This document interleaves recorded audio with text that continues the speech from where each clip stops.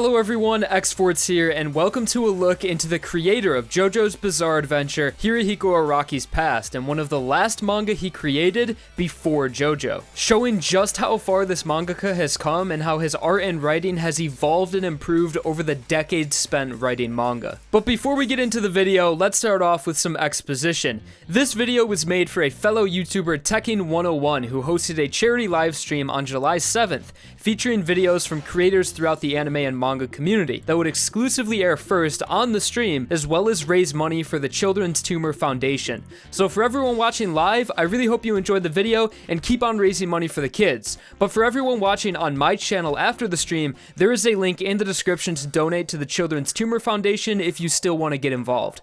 So with that said, let's get into it. When Tekken messaged me a few months ago asking if I wanted to participate in the event, at first I kinda went into fanboy mode because I've been watching him since the good old Bleach days, but after composing myself, I had to come up with a video idea, and since I make videos about JoJo's Bizarre Adventure, I thought to myself, how do I make an enjoyable, comprehensive, and spoiler-free video about JoJo for people other than my community and for people who potentially have never read the series before or know absolutely nothing about it. So after days of brainstorming and staring into nothingness for hours, and a few moments of "that's a great idea," oh wait, I've already made a video about that before, I eventually found my answer. It was absolutely genius. The video won't be about JoJo at all, but it still kinda will. So today we are going to talk about BAOH, one of the last manga Hirohiko Araki wrote before JoJo's Bizarre Adventure. BAOH is a 9-chapter long shonen action series written in 1984, just 4 years before the premiere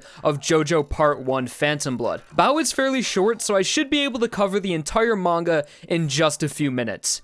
Here we go. Chapter 1, The Ultimate Weapon. We start our story on a train. Inside the train there is a little girl. Her name is Violet.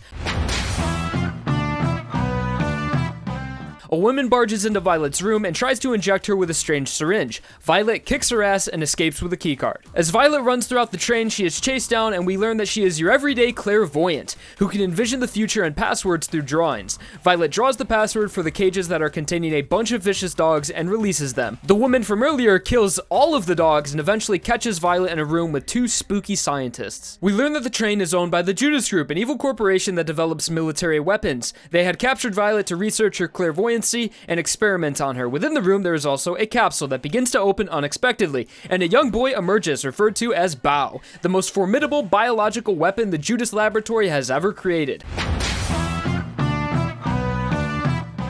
Oh, and by the way, one of those spooky scientists was Hazy Eye, head of Judas Corp. Good information for later. So BAOH comes out of the capsule, lets out some sick-ass poses, withstands a high-voltage electrocution, and escapes with Violet. Chapter 2, The Extermination Order. BAOH, whose real name is Ikuto Hashizawa, and Violet are sitting on a bench somewhere. Violet sees a vision of blood and a scary guy, and what do you know? They are attacked by the same scary guy moments later. Ikuto gets stabbed, and him and Violet steal a motorcycle. Oh, there is also this weird genetically modified squirrel that's Violet's pet named Natsuo. She doesn't do much. They eventually stop at a gas station and get attacked by the same scary guy again. Ikuto gets stabbed a few more times. Scary guy dumps gasoline everywhere and lights the place on fire.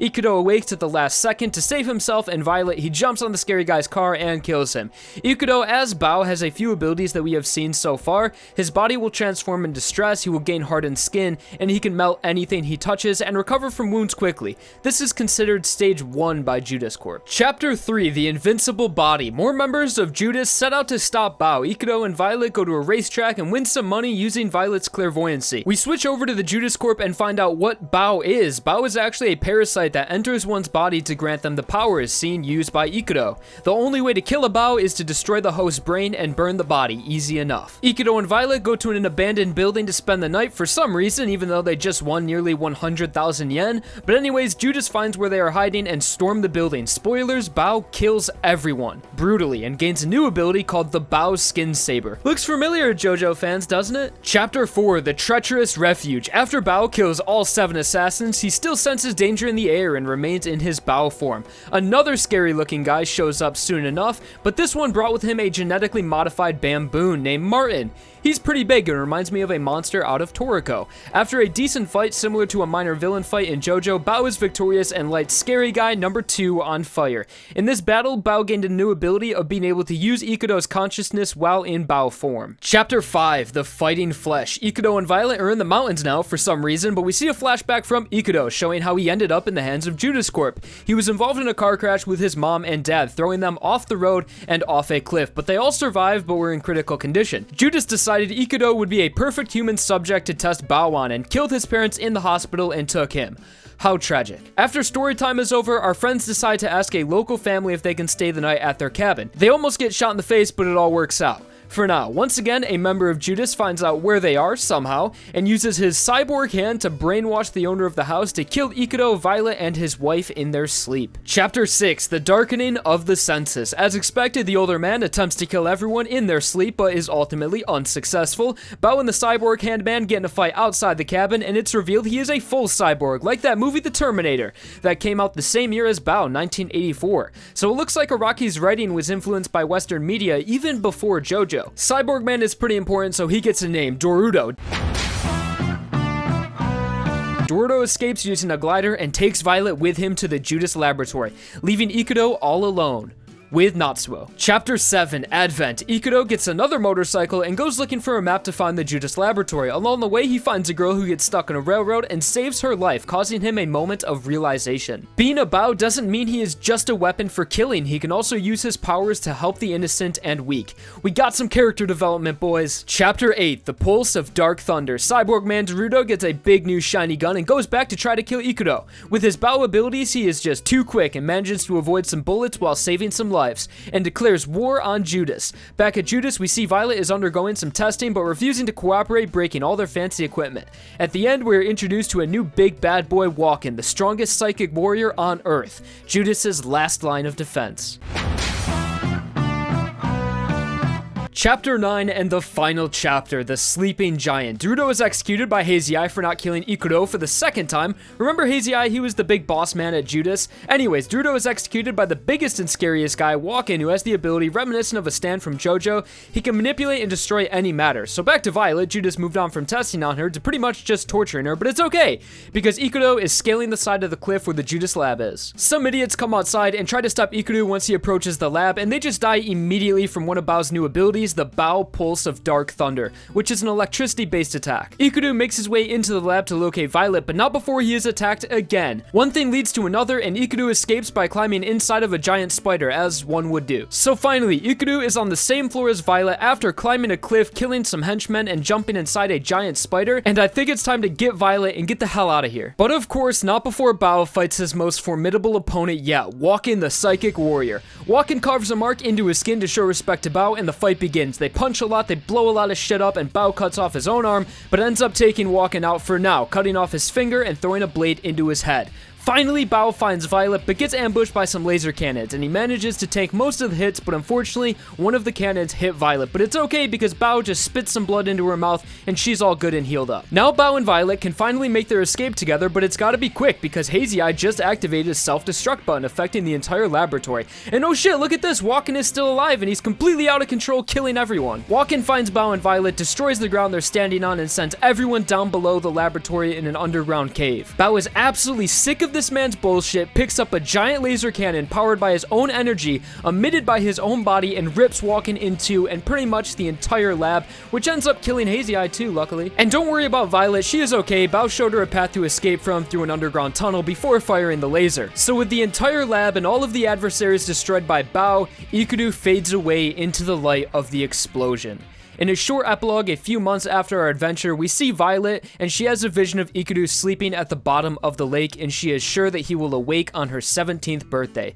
So maybe they will meet again one day. And that, guys, is an extremely summarized version of the 1984 manga BAOH by Hirohiko Araki. It's not a perfect manga, but it's still enjoyable, and I think the fact that it was created by Hirohiko Araki, who has gone on to become one of the most famous mangakas in the world, adds a lot more to it. The series series even got an OVA in 1989, which is about 50 minutes long and cuts out a lot of material from the manga, pretty much chapters 3 through 8, and even more material from the chapters included.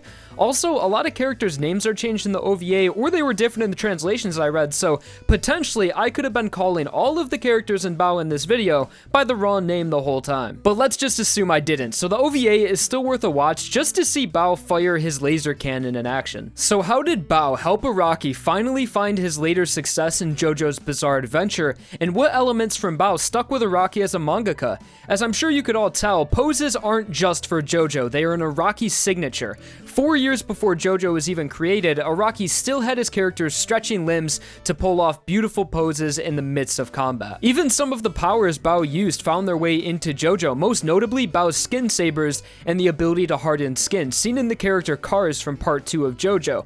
Also, the large gem on BAOH's forehead is reminiscent of the stone mask when fused with the redstone of Aja, which was worn by Cars. So maybe Araki intentionally took influences from BAOH when transforming Cars into the ultimate life form. And just the overall writing style is very much JoJo-esque, as it seems this is Araki's most reliable and comfortable way of writing, having our protagonist travel to a certain location to reach the final villain, while encountering various minor villains throughout the journey, most predominantly seen in parts Phantom Blood, Stardust Crusaders, and Golden Wind. All starting back in 1984 with BAOH, where Araki would first write in this style. Needless to say, it's been a tried and true formula throughout the years, but I do appreciate Araki's change in writing within the series' later parts, Steel Ball Run and JoJoLands, mixing things up and being less predictable. So Araki, even in the beginning of his career, was writing good manga, and I think BAOH is great in its own way, and gave Araki the experience needed to create a long-running, successful, supernatural shonen battle manga. The series that would later be known throughout the world as JoJo's Bizarre Adventure, starting in 1987 and still ongoing to this day. And I know everyone loves stand cries in JoJo, like Ora Ora Ora and Mudamada, but let's not forget it all started with BAOH and his Bora Bora Bora Bora.